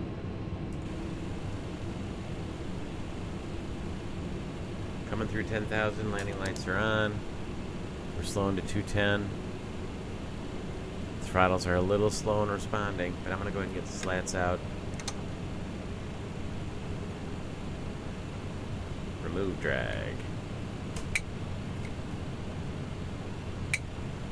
It shouldn't take us below 210 knots like that, which is why I added the slats. Stabilizer motion. Again, fix coming on that real soon. I'm hoping we'll see it in the next week or two. FS Expo's coming up. So when I'm recording this, we're about a week away from FS Expo, a little less than a week. So I will be there. And maybe some of you will be there. And this will be released just before FS Expo, a couple days before. So look for me. Look for Classic Jet Sim Pilot. I'll be walking around. I'll have it on my badge. And if you watch and if you see me, you know, love to meet you. Love for you to say hi. I got a couple hundred subscribers since I just started, and you know, hopefully some of you will be there. It'll be really fun. All right, Bowen between 6 and 8. Half mile to lose 200 feet. I'm good. Here we are, Bowen right now, right at 8,000. How about that? All right, now we're down to 6. Now we're down to 4. Yep, 4,000. I'm gonna go ahead and push it. Do an open descent. Idle clamp. Throttle's coming back to idle. We'll maintain 210 knots. Memphis traffic, FedEx 2055 heavy pushing back, stand 840 onto the 800 ramp facing west. Memphis traffic, FedEx 621 heavy. We're on the right downwind off of the Holbrook arrival via ILS runway 18 center in Memphis. All right, we're descending to 4.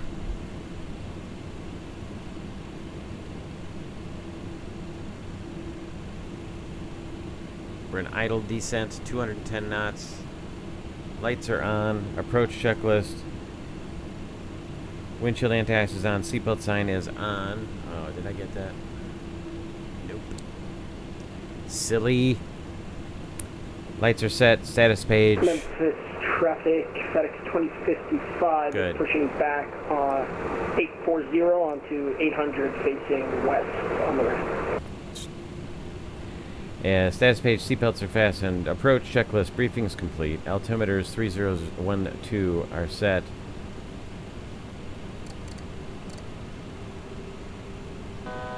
Altitude. Minimums are set, radios are tuned and identified. Sierra Delta uniform. Sierra Delta uniform is set. Let's continue our descent to 3,000 feet. I'm going to bring us into heading mode. Bring our range down, and we are going to... Let's make the turn. 090.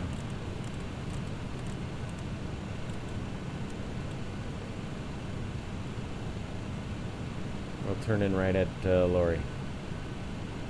Lori at 3,000, and we can descend to 2,000 for Jaldo. Let's slow it up to 190 knots.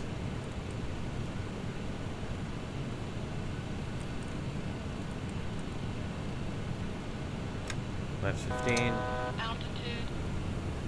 1,000 to go.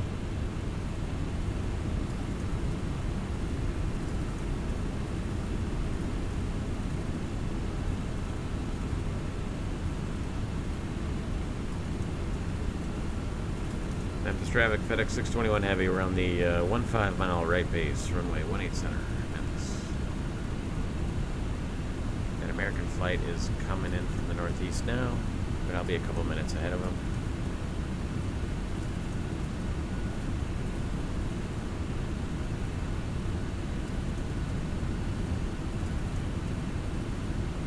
I'm going to hold these speeds.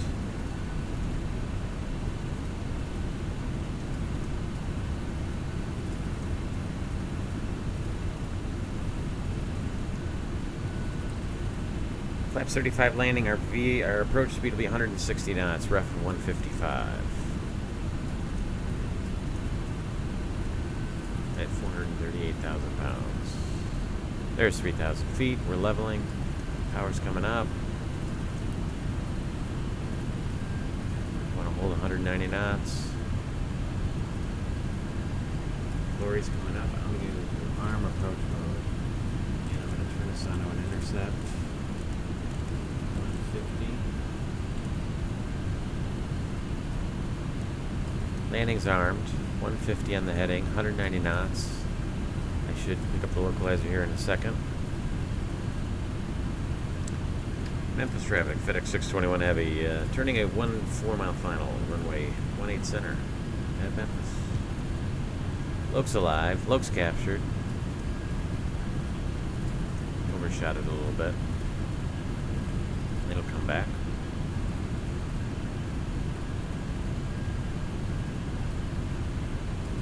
Looking for the glide slope to come alive. Inbound course will be 180. Speed's on.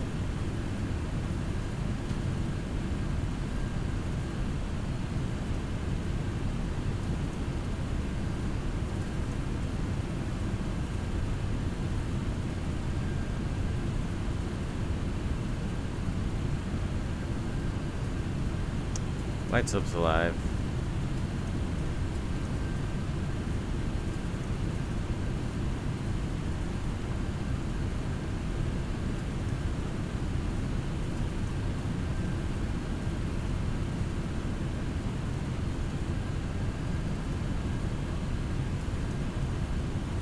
One dot. You're down.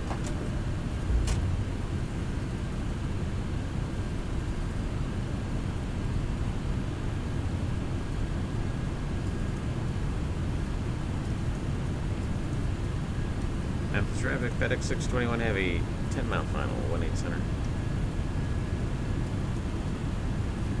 Loke is captured. Glide slope is captured. Down we go. Flaps 28. Flaps 28. Speed back to, let's call it 180 for now.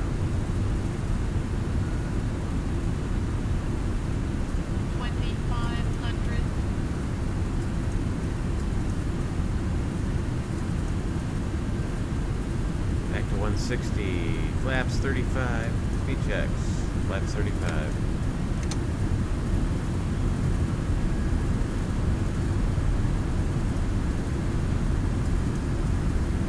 Slowing to 160. Before landing checklist. Lights are as required. Spoilers armed. Auto brake. Min.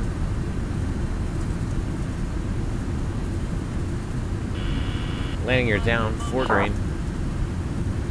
Flaps 35 it said. Before landing checklist complete.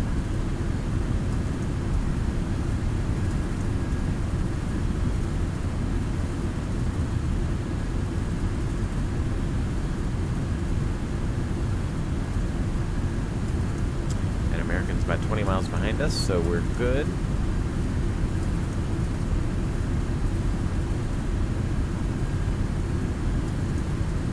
We are on speed, a smidge high. It's working the trim. To get ready to take over. Traffic, American 2940, both 30 miles per hour runway. White center. Here's that American. 1000. Autopilot's away. Oh, my button's not working on my yoke. What a shock. Autopilot.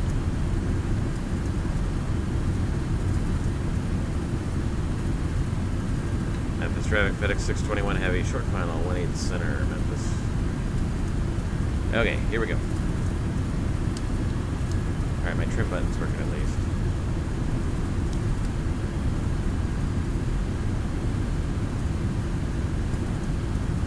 60 knots. 500. Stable. Sync. 700. 500. There's that airplane that's supposed to push you back. 400. A little high. Flight director is not cueing me quite correctly. This airplane will develop a sink really fast. It doesn't take much pitch. 100.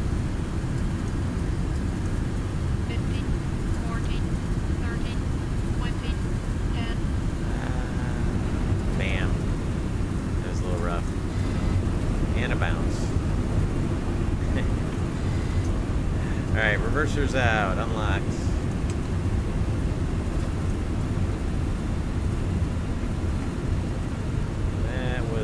That was firm. I flared way late. Reverser stowed. Manual braking. That was terrible. That was terrible.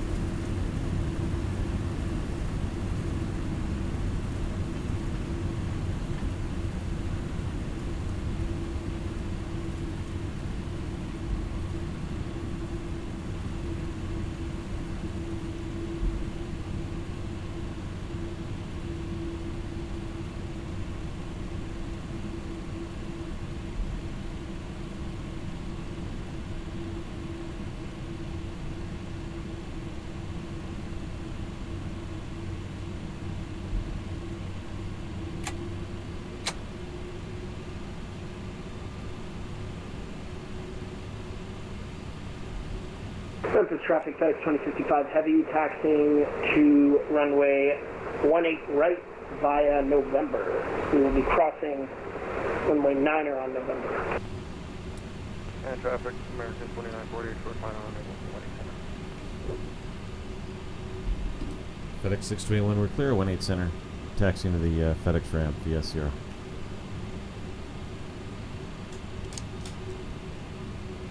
Alright, flaps up, speed brakes are stowed. Lights are off.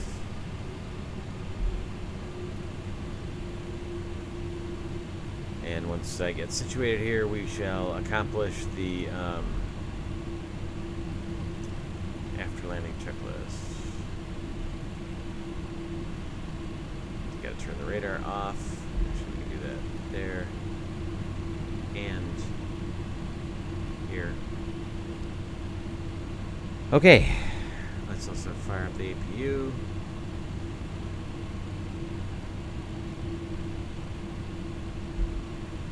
All right, after landing checklist. Traffic Delta 1681. When the descent on the band D3. I watch on my right traffic. APU is on.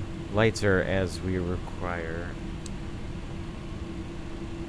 Stabilize trim. Coming to 3.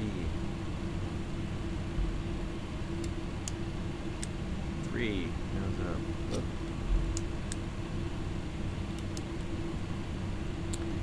Flats and slats up and retracted. There's that landing American.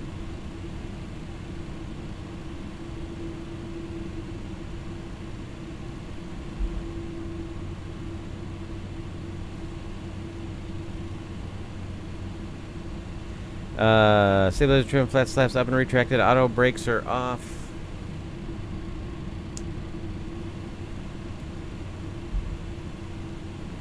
Spoilers are retracted.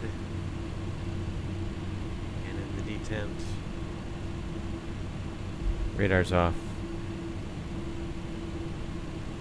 After landing checklist is complete. Yeah, that was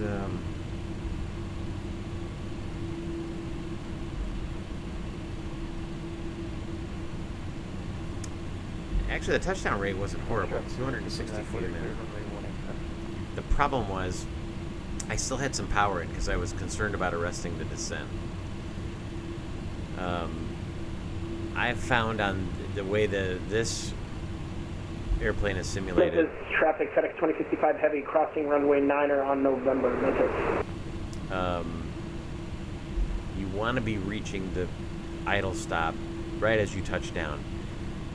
If, like you can on the Airbuses, on Phoenix, for example,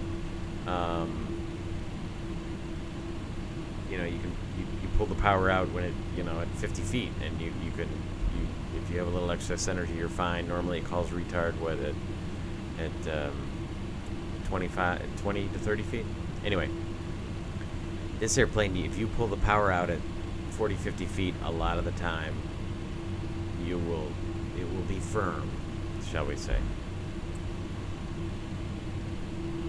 So, we're going to park at spot 259. Let's fire up GSX, let them know we're coming. 259 southeast. These are actual MD-11 ramps. No. FedEx. I mean, that's where we will find the MD-11. Alright, APU power is available. Let's go ahead and bring the bleed on. And then let's shut down number 2.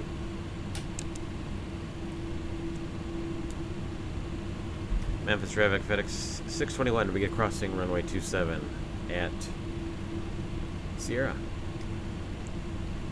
Alright, crossing 27 at Sierra. I don't see anybody on final, I don't see anybody on the ground.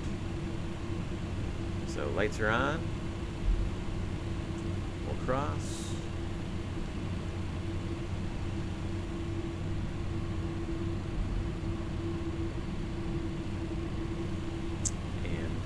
We'll make the right turn on Victor. Alright, we're across. Strobes off. Runway turn off, lights off. Landing lights off. We shall make the turn.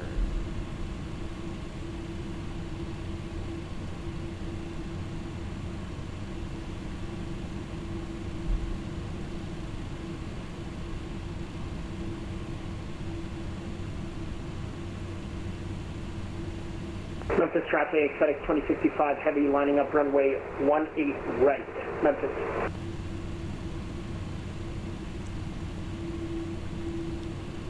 Yeah, he came out of the west side of the ramp. So 18 right was a lot more convenient for him. Although it looked like he's in an MD-11, and let's see if that's right. He was parked in a spot. Yeah, he's an MD-11 also, but he was parked in a spot that typically doesn't see MD-11s. So the MD-11s are mostly along this part of the south ramp, or there's sometimes you'll find them in the courtyard ramp. And then when you get over to the west side, the west ramp, river ramp, that's where a lot of the 76s, Airbus A306s are, 757s. Until you get up by the Democrat ramp, that's where that's sort of the northern part. That's where a lot of the FedEx feeders go. And then on the other side of the southeast ramp, the north side of the southeast ramp, you find 75s. You kind of find everything over there as well. Anyway, I obtained a lot of that information just from being familiar with the airport. In my life as a commercial pilot, I spent a lot of time in Memphis.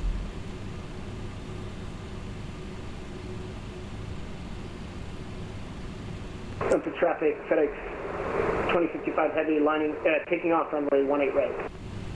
All right, we'll make a left turn here. Take us into the southeast ramp. Slow the airplane down for the turn. And then we'll lead into the turn slowly.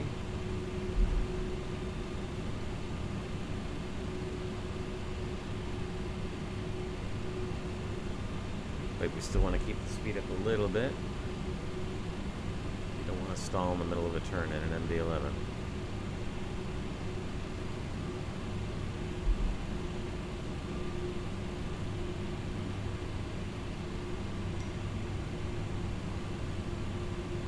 FedEx 2055 is rejecting on 18 right. Rejecting? He's like halfway down the runway. Alright, here's 261.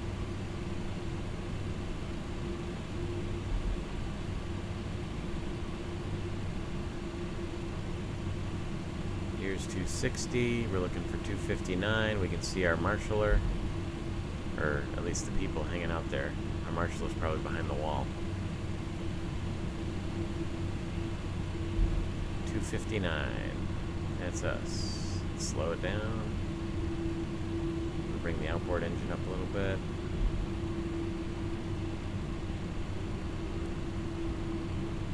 Window post, turn. Let's see how this works.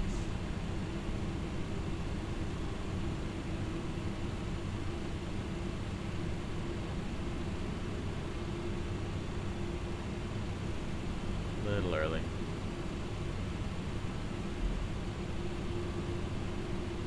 And FedEx 2055 Heavy is taxiing Mike back to runway 18 right for a second go. What he did.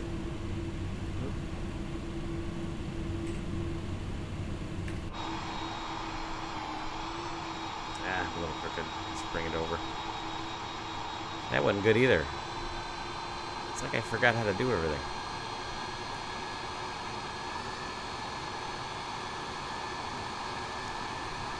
Center wheel is a good judge. So when the center wheel and the nose wheel are about the same offset, you can turn it back in and you should be pretty close.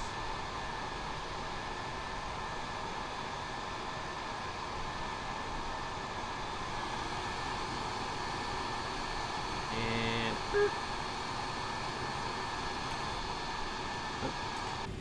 set the parking brake. We've got APU power and bleed. Seatbelt signs coming off. Shut down. 2 and 1.